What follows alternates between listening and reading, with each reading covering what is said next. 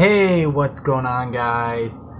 Pig Gamer here, and today I am going to be doing another Roblox Studios tutorials. And in this tutorial, I'm going to be showing you how to use basic particles, or how to add basic particles into your game or world. Let's get started. So the first one we have, or the first one we're gonna start with is fire. But to get these particles, all you have to do is go to the model tab up here, go all the way over to effects, which is in the gameplay. You click on that, and then it shows you the different choices of particles you could use. For the explosion particle, I need to figure out how to use that. I'm not 100% sure how that works. I put the explosion on the part and then it just explodes somewhere else, and I don't know how to fix that. And these two, the trail and beam, I'll save that for another video, or for part 2, which will be of advanced particles, because those two are a little bit more advanced than than these right here. But anyways, let's get started on the fire particle. So what you could do with the fire particle is you can change the color of it. Let's make it a green. Alright, let's make it a blue to make it more noticeable, I think. Yeah, let's make it blue. So there we go, we got a blue flame, or a blue fire. You could change the heat of it. What the heat really does is it determines how tall, pretty much, like how tall you want the fire to be. So for example, if we put it at like 50, I think the max is 25, you can see that the fire got a little bit taller. So let's say if we put it back to 1, it should just stay right there. Let's do it at like 3. See it a little bit moving, or a little bit moving upward. But there is also a secondary color, so let's do like maybe green. So, and you can see the secondary color as it being green, as you can see. And you can also change the size of it. So let's do like 50. And oh my god, that is a big fire. So that's all you can do with the fire particle. Once again, heat determines how tall the fire will be. You can change the color of it, and you can also change the size of it. The next particle I'm going to be showing you is sparkles. Now you can't really do anything much with sparkles. All you can do is just change the color of them. So you can make the sparkles red, or make it green, blue. You can't change how spread apart they go, or how tall, or rotate. They're kind of rotating on their own, but all you can do is change the color. You can't make them spread out even more, or make them stay at one spot. You can just change the color. So that's all you can do for sparkles, is just change the color. The next particle I'm going to be showing you is smoke. Now what you can do with smoke is you can change the color of it. Of course, so we got a nice red smoke or mist. You can change the opacity of it. So let's say we put it at like a 5. You can clearly see that it got denser. Or like you can barely see through the smoke. But if we put it set to 0.1, you can see through the smoke. So opacity, all it really does is just kind of makes the smoke more dense. Rise velocity makes the smoke rise up, as you can see. You can see the smoke going up. Let's do at like 3 to make it more noticeable. There you go.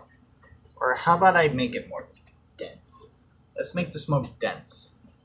Then let's put this to 5. See if you can see it then. There you go. Yeah, so the rise velocity allows the smoke to rise up. And you can change the size of the smoke. So let's make the smoke size of 5. Let's make it 50. Let's make this a huge smoke. Whoa. That's a huge area of smoke right there. Oh God. Let's turn that down a bit. There we go. That's better. So that's all you could do with smoke. You can change the color. The opacity determines how dense the smoke is. Rise velocity determines how far it goes up. And you can change the size of it. And then the final 3 particles for the basics is all have to do with lighting. So the first one we're going to check out is point light. What you can do with point light is you can change the brightness of it, make it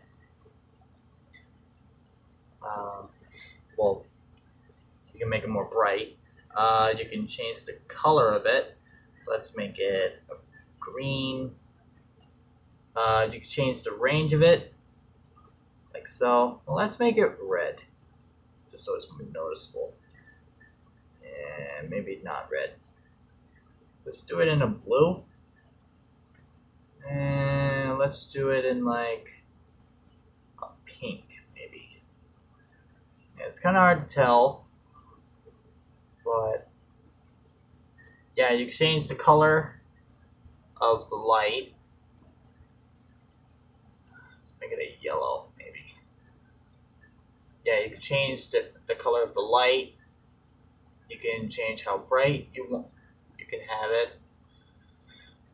You can change the range, so you can make it go really far or really small.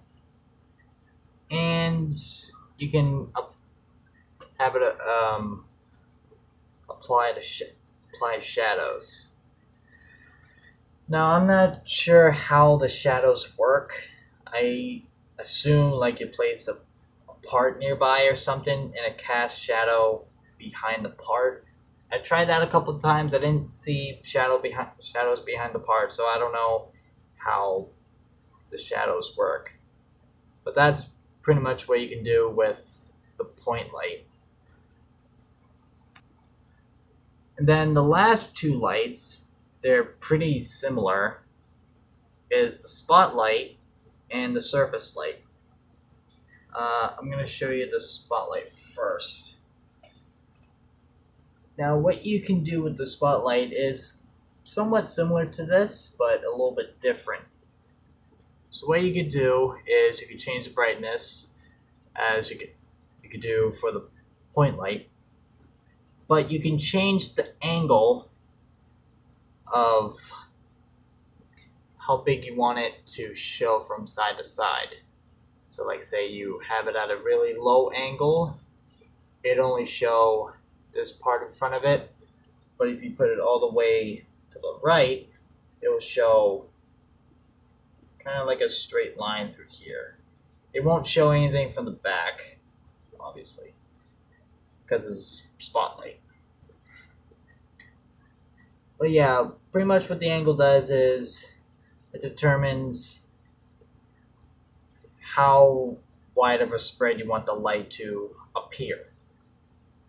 You can also change the color of it as well. You can change the color of it.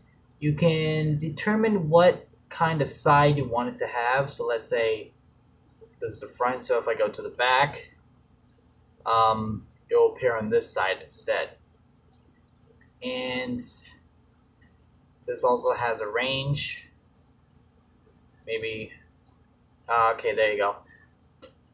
Yeah, you can see the angle a little bit better with the range raised up. Yeah, you can see how wide of a spread the angle is. And you can also apply shadows to it as well. The one thing I don't understand is the difference between the surface light and the spotlight, because they're both relatively the same. Like, you can change brightness of the surface light. I'm showing the surface light right now, so let's move that out of the way. Let's move that out of the way. Let's move it out. Alright, go back to surface light. You can change the brightness of it, you can change the angle like you can with the spotlight.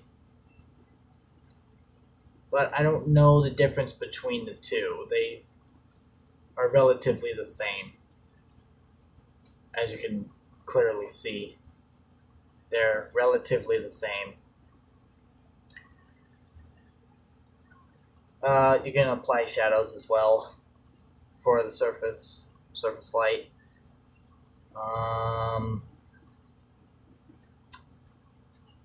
And for over here, I'm gonna save this for the next episode as well, because there is a lot of stuff that goes into the particle emitter. Like, you can clearly see there is a lot of stuff in here. And like, there's some stuff that's not even opened. Here, I'll just open it all. Yeah, there is a lot of stuff in here.